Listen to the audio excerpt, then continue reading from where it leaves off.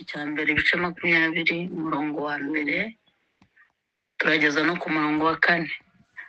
Igitabo cya mbere cy'umuhanuzi Samweli ibice 20 umurongo wa mbere turageza ku murongo wa 4. Reka dusome. Aravuga ngo nuko Dawidi arahunga ava i Nayoti i Rama, araza abaza Yonatani ati ariko nzira iki, nakiraniwe iki cyaha nakoreye so gituma ngenza ngo nyice ni iki? Nawe aramusubiza ati biragatsindwa, ntuzapfa. Yewe mva nkubwire, ntacyo data akora atambwiye, ari igikomeye ari cyoroshye. Mbese ibyo data yabimishira iki? Siko biri. Dawidi ararahira ati so azi neza ko nkugiriraho ubuhake, niko kwibwira ati reka Yonatani atabimenya akababara. Ni ukuri mba ntumutabaho, nkurahiye Uwiteka uhoraho, hasigaye intambwe imwe ngapfa. Yonatani abwira Dawidi ati icyo umutima wawe ushaka cyose nzakigukorera. Amen. Amen. Amen. Twongereho ijambo ry'Imana riri muri Zaburi n'undi ya Dawidi. Isengesho rye turijyanemo biri mu gice cya 17, Zaburi ya 17. Turasoma umurongo wa 3 tugeze ku wa 5. Aravuga ngo wagerageje umutima wanjye, wangendereye nijoro, warantase ntiwambonana umugambi mubi. Namaramaje kudacumuza ururimi rwanjye ku by'imirimo y'abantu, kwitondera ijambo ry'iminwa yawe niko kumpa kwirinda inzira z'abanyarugomo. Intambwe zanjye zikomerera mu nzira zawe, ibirenge byanjye ntibinyerera. Amen. Amen. Amen. Reka nsome n'ijambo riri muri Yobu igice cya mbere n'umurongo w'8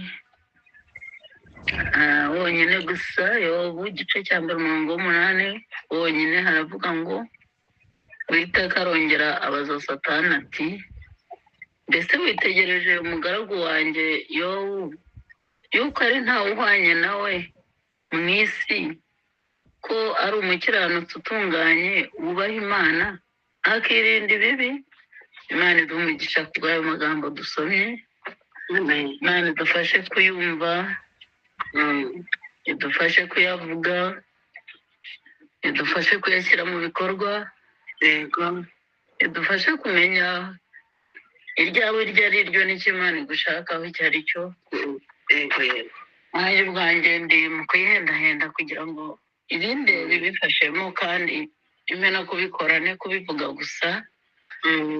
Nifurije ikaze mwene data aho wicaye ku ijambo ry'Imana. Tengere mu mutima wazose muri iki gitondo n'uyu mugoroba, Imana ishatse kubwira iki umutima wanjye n'ubugingo bwanjye n'umuntu wanjye w'imbere. Imana iduhe umugisha. Amen. Tugarutse kuri ya ntambwe twari mu ejo yo kwirinda, ntabwo twahataye. Turacyahari kuko uwabivuga yabivuga igihe kirekire kandi ntibishire, kuko nyine ibya Yesu ntibishira. Ejo twavuze ku nkuru yo guhagarika umutima, ko Sawuli yabayeho mu buzima buhagaritse umutima, atari umukene, atanyazwe, ntacyo abuze, ariko amara imyaka ye yose yarashigaje kuva igihe yafatiwe n'iyo ndwara yo kubura Imana. Imyaka yose yayirangije ku buzima bwo guhagarika umutima, bwo kubura amahoro, bwo kubura Imana idapfa idashira, itarabuze ihari. Ariko warayibura, twarabivuze. Ntitwabirangije ariko twarabivuze, reka tuzibukiranye hanyuma tugaruke ku ijambo ry'Imana rishaka kutubwira muri ibi nabyo. Muri ya ndwara ya Sawuli, ari naho twabonye ko umuti we wari muri Dawidi, ari mu Uwiteka ashobora kuwumuhera. Ntabwo ngo yakiraga, yaroroherwaga. Yego. yoroherwa ntiyihane bikamutera kurushaho gukora ibibi kuko umutima uhagaze wajugunye amahoro ushaka izindi nzira.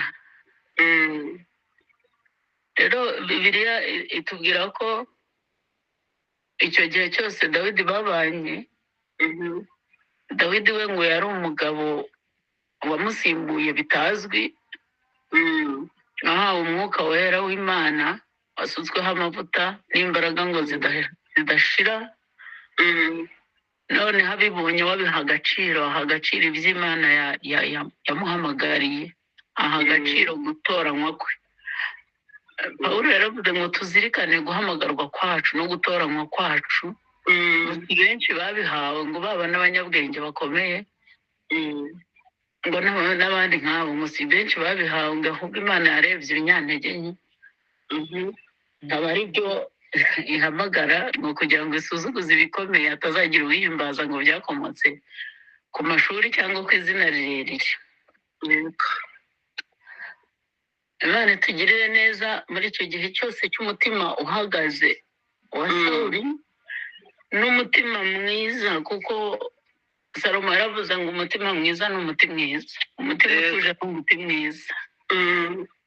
Dawidi we yari afite umutima utuje, ari nawo muti mwiza, kandi ngo amaramaza muri we kwirinda ikintu icyo ari cyo cyose cyababaza Imana.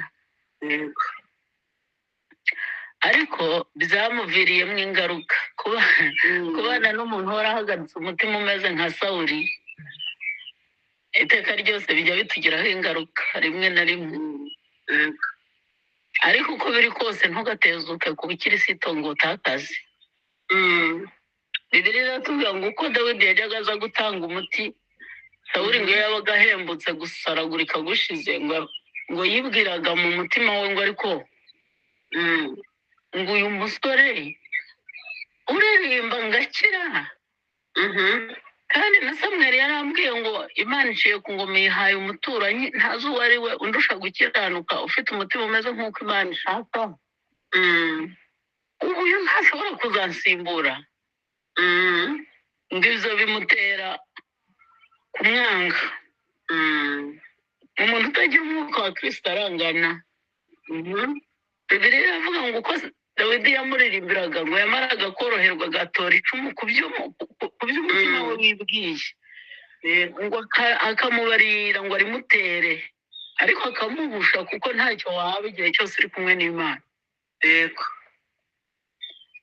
arimutera inshuro zigera muri 2. n'igihe yicaga Goliyati bamusingiza, abantu bose bajya bashima imirimo myiza ya Dawidi, imbuto ze, kwa kwitonda ko bya bintu 7 twavuze yagiraga, kwa kudahubuka, kwa kujya mu ntambara agatsinda, kwa guhora abantu bose bamubona neza, bigahinduka indwara, bikajya birushaho kuba indwara ya Sawuli. ngo amugirire umutima mubi w'ikirenga, agambirira kumwica. kandi amuha igihembo yari yarahize, yari yaravuze ngo uzica Goliyati. sinshaka kujya muri izo nkuru, ngo yari yaravuze ngo Goliyati wabananiye, ngo uzamushobora akamwica, ngo azatanga ibihembo 2. icya mbere azamushyingira umwana we w'imfura, icya kabiri azaha inzu ya se umudendezo. ibyo bintu bishoborwa na wa musore Dawidi wari uvuye mu ishyamba, afite umuti mwiza w'umutima utuje, w'umutima uri kumwe n'Imana. abishoboye Sawuli nyine amuha umukobwa we kuko yabivuze, ariko ngo wa mutima we uhagaze, wajugunye amahoro, udatekereza icyiza, amukurikiza inkota no kujya kumwicira iwe, yatinya no kwica umukwe we. ariko umuntu mubi ntacyo wamukorera pe. amuhiga kenshi ku buryo bukomeye, yohereza abasirikare ngo nibajye kwica Dawidi iwe ku mukwe we. muzi ko umukwe aryoha, umuntu washingiye umukwe rwose wumva umeze neza. ariko icyaha ntikigira ubwoko, ntikigira ikene wabo. Satani ntagira ikene wabo. Icyaha gituma umuntu atagira n'isoni pe. yego njya numva mu Rwanda bavuga ngo mbese utageze ngo ntiyagereranya, utageze ntagereranya. umuntu akavuga ati ibi bintu wakoze utageze we ntagereranya, nko kuvuga ati se ntiwabonaga yuko biteye n'isoni byibuze ngo niba n'umutima wawe ubishaka ariko ugira isoni z'uwo uri we. Tiyikingiriza ngo atuma abasirikare bo kujya kumwica. Bagezeyo umugore we ngo yamukundaga cyane arabimenya, ntawayoberwa inama z'iwabo, aramucikisha. Urwo rupfu ararukira. Dawidi agenda asimbuka impfu nyinshi kandi akorera Sawuli adafite kumuhunga. Ari umukwe we, ari umusirikare mukuru ukomeye, ntajya anashaka ko abantu babimenya yuko afitanye ikibazo na sebukwe. Ariko kuko Satani atihishira, aranga atahanze Sawuli, abantu bose bamenya ko yanga Dawidi. yego Bibiliya iravuga ngo Dawidi agerageza uburyo bwose bwo kwirinda ikintu cyose cy'ikosa, kwirinda ikintu cyose cyababaza Imana n'abantu. Abonye ibintu ngo bikomeye, ikigeragezo kimaze gukura, ngo arazamuka ajya i Nayote kwa Samweli. Samweli yari akiriho, ajya kumutekerereza ibyuzuye umutima we bimubabaje. yego Ejo twaravuze ngo umuntu akwiriye kuba umutima wa mugenzi we. Aragenda abibwira Samweli umuhanuzi, ajya gusenga. Barasenga, ariko ngo Sawuli aza kumenya ko Dawidi yahungiye kwa Samweli Nayote ari mu masengesho. yego Biravuga ngo yohereza abasirikare bo kuza kumufata, ati mumwice mumukure no mu masengesho, ariko arapfa. Biravuga ngo bahageze imbaraga z'amasengesho zirabafata, barahanura. yego Bagishoboye kwica. Ariko Mana yanjye, amasengesho ajya akora ibintu bikomeye cyane. yohereza abandi, abo batashye bafite ubushobozi bwo kumwica nabo ngo barahanura. Yohereza abandi, nabo bahageze za mbaraga zirabafata. Imana itabwe cyane. yego yego arihagurukira wenyine, amusanga aravuga ati ibyo mwigira ngo murageraho mugahanura, reka mpaguruke ndakwereka icyo nkora. We ngo za mbaraga kuko ariwe ufite ubukana n'ubumara bubi zimufatira kure. Iyo turi kumwe n'Imana, imbaraga z'Imana zifatira kure ibintu bidutera. asante Zimufatira kure. Uwafatirwa mu nzira aza ahanura, agera kwa Samweli ngo yambura imyenda nyine n'ubusazi bwarimo, ahanura yambaye ubusa. Ahanura yambaye ubusa ngo yiriza umunsi akesha ijoro. Ntabwo izo mbaraga zamuteye guhanura zakomokaga muri we no gukunda Imana, ni iz'amasengesho zari zimufashe ya Dawidi na Samweli. Kandi ahanura yambaye n'ubusa biteye n'isoni. Hariho abantu bari guhanura kubera ko batari kumwe n'Imana, akajya ahanura ariko yambaye ubusa. Wareba imbuto ze ukabona ntiyambaye ukuri, ntiyambaye Imana, yambaye ubusa. yego Imbuto, ibijyanye n'impano n'imbuto ntibisa, ni bibiri bitandukanye. Satani ntakunze kurwanya impano cyane, arwanya imbuto. Niyo mpamvu abantu bafite impano ariko bakabura imbuto, bya bintu byacu bigasa naho bigayitse. Ntatinze muri ayo makuru, Bibiliya iravuga ngo Sawuli arataha, ntiyamwica nyine kuko imbaraga z'amasengesho zamuhinduye uko yabaye. Ariko ntiyakizwa wa mutima we mubi. yego Bibiliya rero tubwiye ngo Dawidi arataha, aza kubibwira Yonatani. Niho dusomye aravuga ati mwene data, ni ikihe cyaha nakoze? Ni iki nakoreye so gituma ashaka kunyica? Ni iki? Hari igihe umuntu w'Imana ageragezwa akazajya yisubiramo, ukihana n'ibyo wihannye, ukigaya, ukavuga tumenya bituruka kuri jye. Siko nasenze ibi bintu ntibihinduke, byagenze biti bitubaho cyane. Rero Dawidi ngo araza, turasomye ngo abwira Yonatani ngo ese ni iki nakoreye so? Ni ikihe cyaha nakoze muri iki gihugu? Ni ayahe mafuti? nisuzuma ko nirinda ko nkora ibishoboka ko nta kintu nzi gikwiriye kunyicisha nta n'icy'umutima unshinga ni ikihe kintu gituma so ashaka kunyica turasomye ngo yonatani ntarakamenya ayo makuru urukundo rutwikira ibyaha byinshi yonatani muzi ko ngo yakundaga dawidi nk'uko yikunda neza rya tegeko ryo kuvuga ngo ukunde mugenzi wawe nk'uko wikunda yonatani yari yararisohoje kandi ngo niryo rishingiye ahandi yose yonatani aratsemba aramubwira ati nturahe wite kuhoraho yewe ibyo ntabihari ntabyo nta kintu data yakora atakimbwiye ari igikomeye ari icyoroheje ibanga rya data ndarizi mwene data umutima w'umuntu umenywa n'imana ngo nibangukira kumenya iby'imitima ye ikazambirira niko gituma birivuga ngo rinda umutima wawe ntushobora kurinda umutima w'uwo mubana ntibyakunda rinda uwawe yonatani amagana ngo nta kintu data yakora ngo akimpishe cyaba gikomeye cyangwa cyoroshye ayo makuru ntayahari ni ukuri ntacyo uzaba dusomye ijambo ry'imana ngo dawidi aramurahira ngo ni ukuri mba ntumutabaho hasigaye rimwe nta nubwo ari iminsi myinshi ndi bumare yego bibiliya iratubwiye ngo dawidi asobanura yonatani ngo kuko so azi kunkunda kuko so azi umutima wawe ko wiziritse ku wanjye nkugiriraho ubuhake ibi bintu yarabiguhishe ngo utababara ariko ngo aramurahira ngo mba ntumutabaho ngo hasigaye rimwe gusa cyangwa umunsi umwe cyangwa umwanya muto ntanazi yego ariko nshaka kukubaza nzira iki ngewe ndumva ntacyo nkwiriye gupfira pe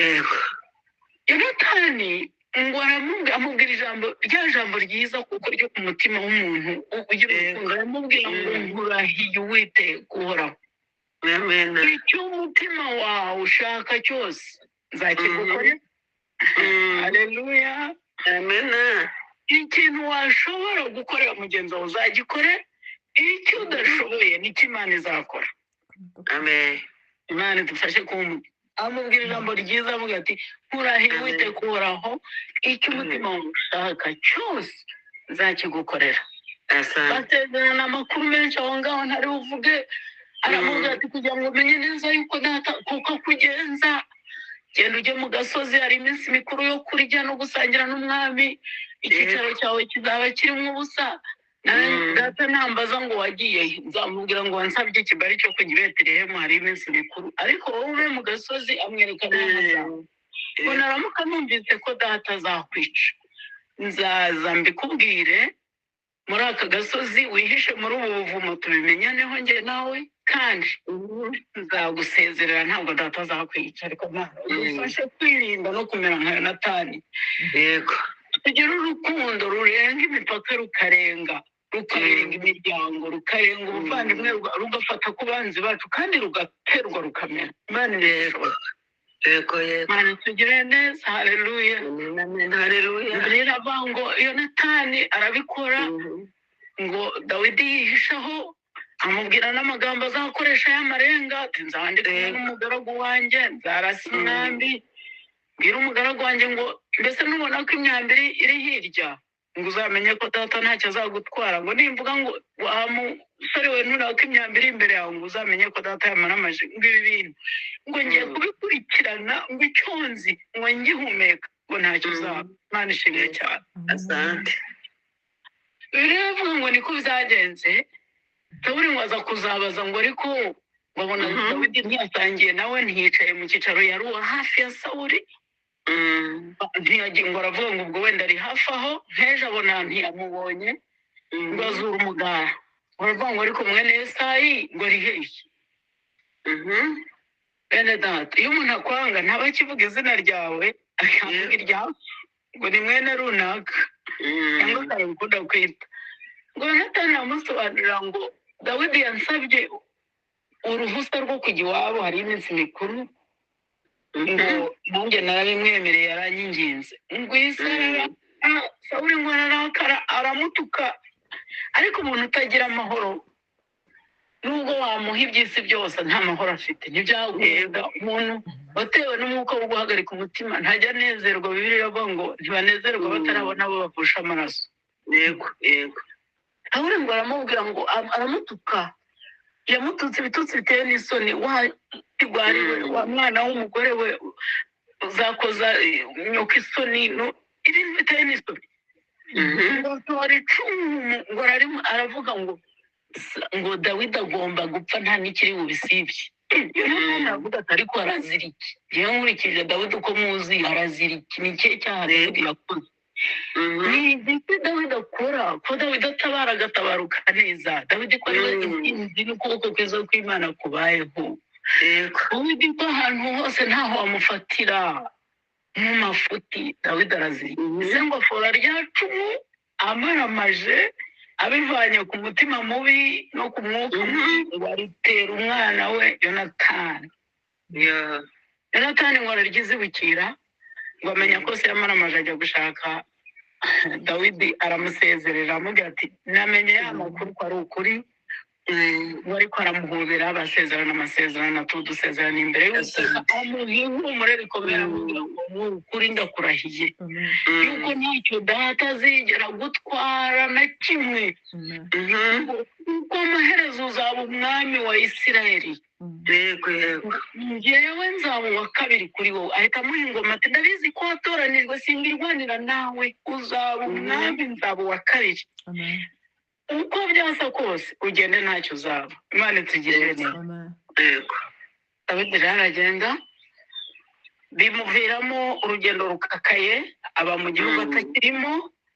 Ariko ndashaka kuvuga iri jambo. Dawidi ubuzima bwe bwose yafashe gahunda ngo yo kwirinda ikibi n'igisa n'ikibi. yego Afata gahunda yo kurwanya iyo ntambara ya Sawuli akiranuka. yego Yarasenze, imigambi ntiyavaho. Baramuhize imyaka y'ubuzima bwose bw'imibereho ya Sawuli n'imiyoborere ye. Yagiye nayo ati Imana yavuganye nawe, Sawuli ntiyahinduka. Hari ibintu usengera ukabona ntabwo ntibihinduka. Wagera ukibaza utese nasenze nabi, ese byagenze gute? Nubwo byaba bisa bityo, ufata intego yo kwirinda niyo ntwaro ikomeye, kugira ngo bya bintu nibitavaho bitazakujyana iby'ubugingo bigashira. yego Kandi iyo wirinze ngo uba uri mu rwisho rw'isumba byose, naho bitavaho ntacyo bigutwara, ntibikuvana mu Mana. Imana itugire neza. Dawidi atekereza ku ntambara ye, arasenga, akora ibishoboka, afata ishyamba, ajya mu buvumo. yego Dawidi asenga akiranuka, abasirikare bamusanga bazi gukiranuka kwe ngo baba 400. Abinuba bamerewe nabi, abameze bate bose baravuga na bene se baravuga ati ubwo Dawidi wakiranukiye Sawuli ntabibone, si twe tuzashobora ingoma, ahubwo dusanga uwo mukiranutsi tujye kuba mu buzima bubi, ariko turi kumwe n'umuntu muzima. Imana ihimbazwe cyane. asante sana. Ibi biravuga ngo Dawidi ajya mu buvumo. Ageze mu buvumo, Sawuli akajya amenya aho ari. Nawe umuntu uri kumwe n'ingabo 400 bararuha 600. Dawidi arabayobora, ariko ari mu kaga, ariko yanzwe n'imbaraga z'abakomeye. Yanzwe n'igihugu, tuvuge gutyo ko ari igihugu. Niba umwami atagushaka se ninde uzakurengera? yego yego Muvandimwe, niyo wageragezwa ibingana gute, ariko uri kumwe n'Imana uzirinda ikibi, ibindi byose Imana izabijyamo. yego Umunsi umwe Sawuli ngo aza guhiga Dawidi, ngo azana ingabo 3,000 yamenya aho Dawidi yihishe. Ayo makuru ngo Dawidi arayamenya. Dawidi amaze kuyamenya, amenya aho baraye n'aho bagerereje, kandi babegereye ku munwa w'ubuvumo bari barimo. Biravuga ngo Dawidi asohokana n'umugabo umwe, umugaba w'ingabo ze witwaga Abishayi, bajya gutata imigambi ya Sawuli.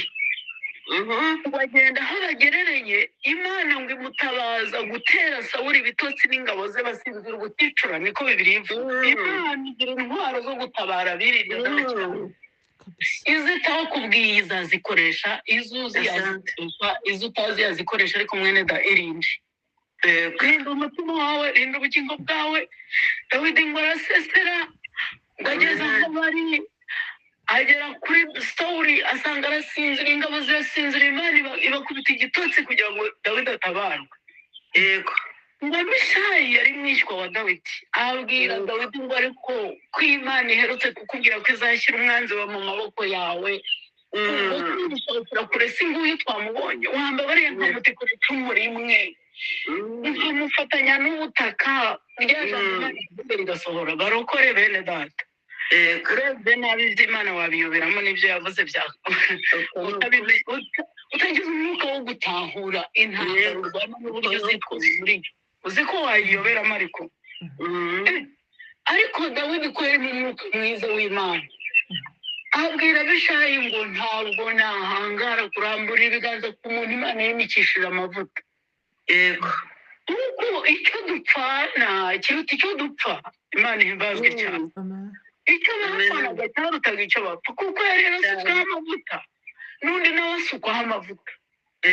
N'Umwisirayeli uri mwene wabo aravuga ati icyo dupfana rero kiruta icyo dupfa, ntabwo namuramburaho amaboko. Ahubwo Dawidi ngo amutwara icumu, amutwara urunywero rw'igicuma yagendanaga cy'amazi. Dawidi ngo bamusohoke baragenda. Bibiliya iravuga ngo ageze hakurya kure, ngo ahamagara Sawuli, ngo ahamagara umugabo w'ingabo ze ngo ari ubwo warinze shobuja neza nijoro ko haje umuntu wakagombye kumwica akamugira imbabazi. Niba mbeshya mushaka icumu, niba mbeshya mushaka urunywero, niwe Abuneri mwene Neri ukwiriye akazi koko, mbega ubwo mwirinze. Bibiliya iravuga ngo Sawuli ngo aravuga ngo mbese uwo ni umwana wanjye Dawidi, ngo iryo jwi ni iry'umwana wanjye. Dawidi ngo yikubita hasi gatatu aramuramya, amuha ya masaruyuti yose ya gisirikare. Mwirinde bene data. Hari igihe umuntu avuga ati sinzamusura, sinzagerayo, sinzongera kumuvugisha, Imana idinde, nzirinda ariko ntimuhura nawe. Oya, muvugishe, mutekereze neza. Bibiliya iravuga ngo maze Sawuli araboroga, ngo araboroga umuborogo, ngo ayiwe, ngo mwana wanjye Dawidi we, ngo urushije gukiranuka kugeza ku rwego abandi bazaboroga. Wakiranuka umubisha wawe akaboroga. Imana idufashe, twirinde n'intwari ikomeye. Sawuli ngo avuze induru, ngo araboroga aravuga ngo mwana wanjye Dawidi. Dawidi ngo aramubaza ngo ariko ni Imana yakunterereje, nta bantu bakunteranyaho. Niba ari abantu bavumirwa imbere y'Imana, niba ari Imana yakira ibitambo, ariko mwe kunca muri gakondo. Urabona ndi umugome, si Imana yakwishe. Ngo Sawuli aravuga ngo yo, ngo ninde wagera ku mwanzi we akamusiga. Ni nkaho yavuga ati ko nari nazanywe no kukwica, wowe undekeye iki kandi ubizi neza. Iyo wirinze ugacecekera imbere y'Imana bakakugaragura, bakakugira uko bashaka, iyo ntwaro yonyine ijya kubasandaguza, igasandaguza imigari, ikayihindura ubusa ucecetse. Haleluya. Imana idufashe, Imana idushoboze. Haleluya. Ducecekera imbere y'Imana ibyo tudashoboye ducecetse, ariko Imana ireba mu mutima izacira urubanza. Sawuli aramubwira ngo ntiwambabarira n'ubundi kuzaba umwami wa Isirayeli, ngo ntungirire imbabazi zigarukira aha, ngo uko mbizi ko uzayobora iki gihugu, ngo ahubwo ukazababarira n'urubyaro rwanjye ruzakurikiraho. Dawidi ngo aramurahira ngo ni Uwiteka uhoraho, ngo wowe bababariye nzababarira n'abakuva mu nda. Kandi Sawuli abahanuye ijambo rikomeye yuko amuhaye ingoma azatsinda. Ibiturwanya ni byinshi, ariko mureke dutahure intambara turimo, tumenye icyo twirinda, tumenye icyo tuvuga, tumenye icyo dusiga, tumenye icyo dukora. Imana ibidufashe, mu Mana ubidufashe. Sawuli aravuga ngo ni ukuri sinzagaruka kugutera. Arataha ariko ngo arasubira, kuko kamere se ayi kamere ngo ihorana intambara na mwuka ukirwanya, ntawe ugutinya, ukarira ntawe ugukubise, ikakubabaza, ikakwibutsa ibyakubayeho, ukarira nta muntu wakubwiye nabi. Imana itugirire neza. Amen. ntoze mvuga kuri ijambo twasomye n'ikindi gihe Sawuli nubwo yamubwiraga atyo gukiranuka kwa Dawidi kumurashe gukiranuka kurahose ariko ngo yageragayo akongera akamushaka ikindi gihe arasubiraza kumushaka cyatumye Dawidi avanga Imana n'igihome kirekire kinkingira ageze ku buvumo neza mu muryango w'ubuvumo aho Dawidi yihishe Sawuli ngo ajya kwituma ajya kwihagarika ajya kuri toilette mbese ni mu ishyamba yinjira muri bwa buvumo burya mu buvumo barimo ku manywa barareba ariko uwinjiyemo aza ameze nk'impumyi kubera umucyo wo hanze Sawuli ngo atwikira ibirenge niko umwanditsi yabyubahirije akonize Dawidi amureba n'ingabo ze 600 wa musarabishayi umwishywa wa Dawidi arongera avuga ati kuri Imana yavuze ngo izakuzanira umubisha mu maboko wari tukamurangiza ese wowe uragira ngo tuzatabarwa dute igisirikare ko tukurasana wowe urabona bizavaye ugiye kwitesha ijambo Imana yavuze Dawidi aravuga ngo ni inkota ngo aragenda akegeta ku kinyita cy'umwenda wa Sawuli Sawuli no kumva ko bakata umwenda Imana yahagurutse ikakurira haleluya yahagurutse n'imigenzereze y'umuntu itunganiye Uwiteka yemwe ngo atuma n'abanzi be buzurana cyane Sawuli aragenda kumbe bakase umwenda ntiyabibonye Dawidi arongera aramukira ajya ahabona sasa arahamagara aho yitegeye atari Kaboneri we atari ko Sawuli unshaka wiki nakoze iki ni iki cyakurujije amahoro kanshaka yego ubu se niba mbeshya ntiwareba imyambaro yako yuzuye Sawuli ngo arebe ikinyita cy'umwenda asanga bagikase ngo arongera avuza induru aravuga ngo ayi ngo Dawidi ngo nabaye igicucu none harituka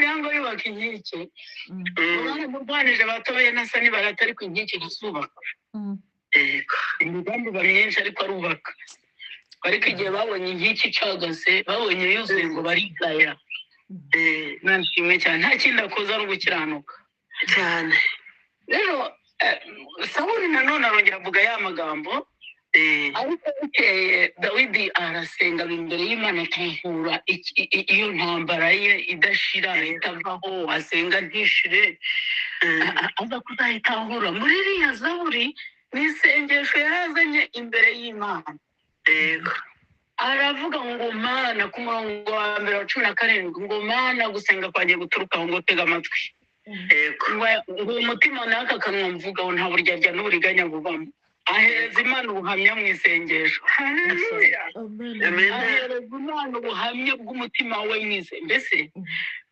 tujya dutanga ubuhamya hari abantu batanga ubuhamya abandi bagashyiramo no kwihimbaza abandi bagashyiramo no kubeshya abandi bakifuza kuba nabyo bashimira ariko ubuhamya bwa mbere ni ubuhamya waha Imana haleluya Imana ishimwe naho utavuga Dawidi ngo yahaye Imana ubuhamya muri kiriya gice cyose uzagisoma none gusenga kwanjye guturuka hicara untega amatwi iki kintu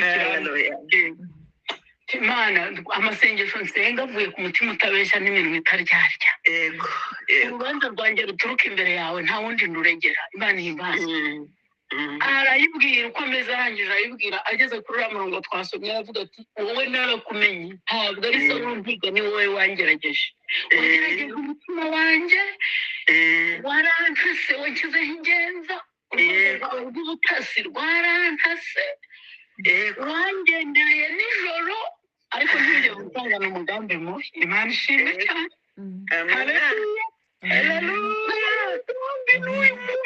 haleluya yaje kumenya ko Sawuli uko kumugenza Sawuli uko kumusanga no mu buvumo Imana ikamumwegereza Imana yari yashyizeho urwego rw'ubutasi rutatu ubukristo bwa Dawidi n'umutima we Dawidi aririnda ikamushyira umwanzi we mushyire mu maboko ye musinzirize ndebe ko amwica cyangwa ko amureka mubabarira bene data tubabarirane tubabarirane burya ngo Imana yari yagerageje Dawidi iramutata imuzanira umwanzi mu maboko ngo usanga nta mugambi wo kwica umwanzi we no kwitura umwanzi w'ikibagira Imana ihimbazwe imutata irongera iramugarura ku nshuro ya kabiri imumusangisha mu mwobo imumusangisha mu buvumo naho iri gutata Dawidi arabitahura amenya ko Imana yamutase arayibwira ngo wasanze ntagira umugambi mubi ngo kubw'iminwa y'abantu n'amagambo ngo niyemeje namaramaje kubahiriza ijambo ryawe nashimye cyane n'ibirenge wanjye warantase usanga bitanyerera ngo ngayo Sawuli mwice mba naramwishe ariko wasanze intambwe zanjye zikomereye muri wowe biragushaka ngo igutate yonyine Yakobo yaravuze ngo kugeragezwa ko kwizera kwacu bene gatatu muhagarika imitima kugeragezwa ko kwizera kwacu tuze turangiza uwo murimo ngo kugira ngo urabona akantu gatoya k'ubukirisitu ntabwo tugeragezwa kwizera kwacu Imana igirire neza wasomye ijambo cya Yobu ngo Imana hari igihe abantu bavuga ngo Satani yasabye Yobu ntabwo yamusabye ndabiguhakana ntabwo yigeze asaba Yobu Yobu Imana yaramushese imujyana ku isoko kugira ngo igaragare imenyekane Imana ihimbaza iyo tutabimenye dutongana n'Imana twumva ibyaha bibi tugasharirirwa ariko iyo tubimenye turaryoherwa tukaryoherwa mu minsi mibi Imana yabajije Satani ayo makuru murayazi muvuye mbe gutambagira iki no kwizerera none nta kintu wabonye Satani ngo yabonyemo byinshi Imana yonyine byayivuye mu kanwa uzasoma ngo usomye se ngo mbega witegereje umugaragu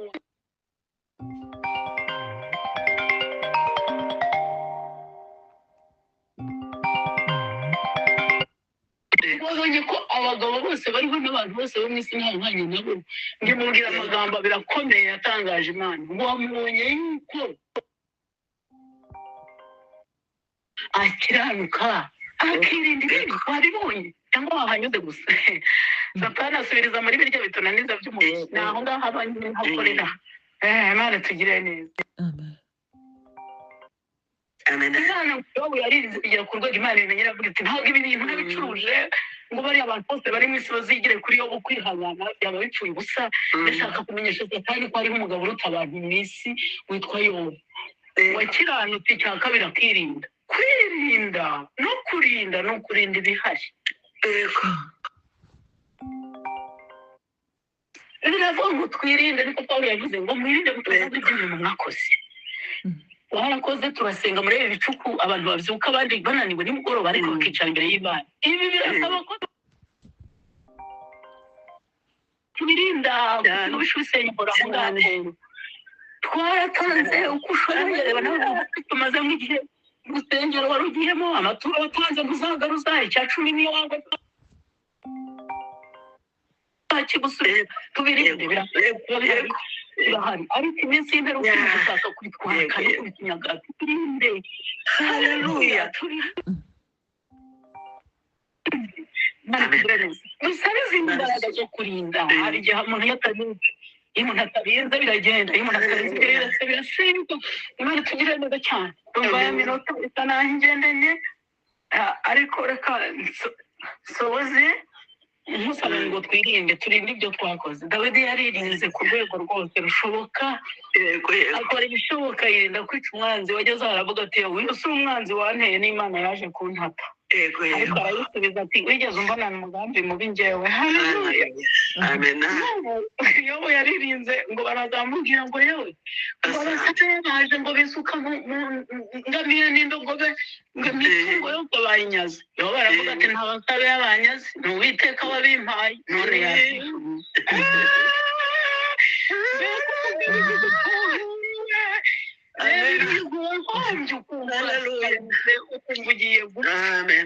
nimba rero intambara turimo n'amakuru mabi umuntu akumva araherera akumva izindi nkuru agahwera iyo barasubiza ngo ntabwo ari abasabe ngo ni Uwiteka wabimpaye Uwiteka yabyishubije ari abasabe reba abasabe bawe ukuntu banga n'ukuntu bagutumuje n'ukuntu bakunyaza imbaraga n'amavuta twari igihe umuntu ananirwa yakumva abanzi be baneshejwe hari uwagize icyaba nubwo atabivuga akirinda akavuga kumva ntubabaye cyane ariko kumva banyu hari icyabaye ukumva ariko kumva ngo babishari icyabaye ukumva nta kibazo Imana tubabaje asante ngo ntarakabona abasabe ngo yaravuze ngo ni Imana yabimpaye yabijyanye barazamubwira ati yewe aba bana bari bataramye serwakira irazi kubanura inzu abana bose barafata ntazerwakira ati n'uwiteka bari wabajyanye ntabimenye yaje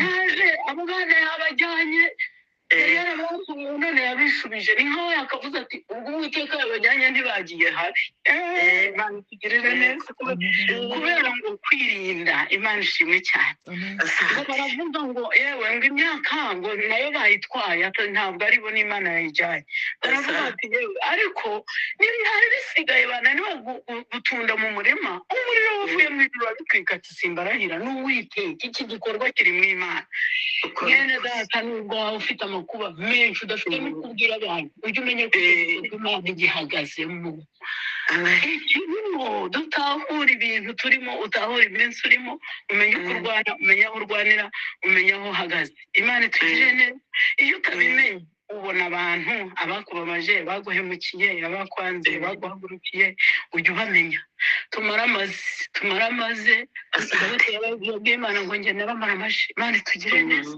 haleluya haleluya haleluya haleluya Pawulo ngo yarakijijwe ngo ahita mwana na Yesu neza cyane hano mu Rwanda abagabo n'abagore iyo tugiye gushyingirwa mu mirenge bahitamo gusezerana ku buryo butatu reka mvuga ko kantu nsoze bakababaza ngo murasezerana iki bakavuga ati turasezerana ivangamutungo ivangamutungo riba rivuze ngo ibyo umukobwa yatahanye yashyingiranwe n'ibyo umuhungu yamusanganye byose umwe afiteho uburenganzira 50% n'undi ni 50%. Nta n'igikombe uzatanga umugabo atemeye cyangwa umugore kuko murabisangiye cyangwa mugahitamo ngo turasezerana ivangamutungo risesuye ivangamutungo risesuye ni ukuvuga ngo umwe azajya ahaha ukwezi nigushira n'undi nawe azanaye ahahe iryo rirasesuye niba washomye uri umugabo rero kandi mwarasezeranye ivangamutungo risesuye uyu mugore amahaha 2-3 urasuzuguwe ibyo washyize n'ibyo wemeye ntabyo ushoboye niba uri umugore nawe ntugire izo mbaraga ntacyo umaze ariko muzi ibintu biba mu bantu cyangwa bakavuga ati twebwe turasezerana ivangamutungo muhahano umukobwa yari afite amafaranga kuri banki akagira inzu akagira inka akagira imirimo n'umugabo akaba abifite ibyo bintu n'inzu yamushyingiriwe uriya musore ubwo ari ivangamutungo muhahano ni uriya mugabo nibashwana uriya mugabo azayisigarana azayigurisha nta burenganzira umugore ayigiraho noneho ibyo bazahuriraho nibyo bazashaka bahuye mwazana ibintu ndazanye bavuga ati ibyo tubinganyaho uburenganzira ariko iyi nzu yawe nagusanganye n'andi nzu ni ibyawe ariko nanjye ibyo nari mfite iwacu ni ibyanjye haleluya urugero rwenye ni ukugira ngo nsozereza muze tumaramaze kubana na Yesu neza kuruta ibindi bintu byose wamaze guhamagarwa yasezeranye na Yesu rya jwi rya wa mwami wamubwiye amen amen kandi basezerana neza n'umuhamagaro basezerana ivangamutungo Imana ihimazwe cyane Pawulo baravuga ngo nishyiramo umugore nkashyiramo abana abahungu n'abakobwa nkajya mu makwe ngashyingira nkajya muri ibyo byo bizanyerereza kuvugira Imana nahemukiye we iyo mbimenya kare simba ndarisha abakirisitu aramara amazu asezerana n'Imana asezerana n'umuhamagaro arabikora mu mutima we kubwira abantu ibyanjye nabitekereje nk'igihondo ngo ahubwo nabibonye nk'aho ari amase bene dani murebe inka zo mu gihugu ukuntu zabaga zihari ahantu zataye amase abagore bagapfuka aya mase bakajyana ku Kicukiro sinzi namwe niba ariko mwazitaga